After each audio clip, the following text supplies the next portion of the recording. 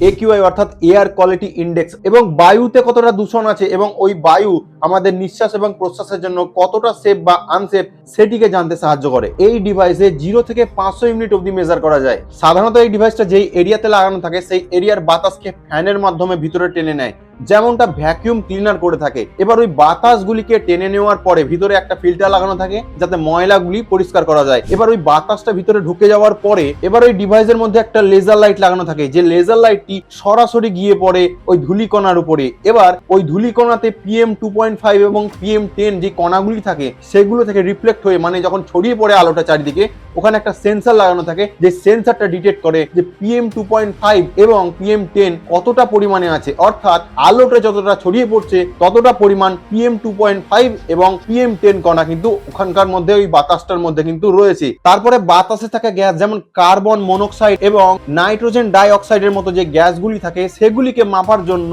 একটা metal sensor লাগানো থাকে। এবার ওই মেটাল সেন্সরটিতে যখন গ্যাস লাগে তখন মেটেরিয়ালের ইলেকট্রিক সিগন্যাল বদলে যায় এবং ডিভাইসটি বুঝতে পেরে যায় কতটা পরিমাণ ক্ষতিকর গ্যাস আছে।